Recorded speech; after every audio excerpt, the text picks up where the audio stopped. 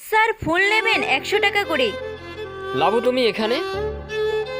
তুমি এখানে কি করছো? ডিভোর্সের 3 বছর পর দেখলাম। তোমার এই অবস্থা কেন? ডিভোর্সের পর তো তোমাকে 40 লাখ টাকা দিয়েছিলাম, তারপরেও তুমি এখানে ফুল বিক্রি করছো, কিন্তু কেন? আমি তোমাকে সব বলবো, কিন্তু এখানে নয়। ঠিক আছে, তুমি আমার সঙ্গে চলো।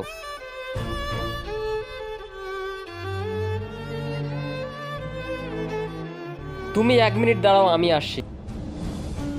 এই নাও, এগুলো জামা চেঞ্জ করে নাও। আসো, বসো।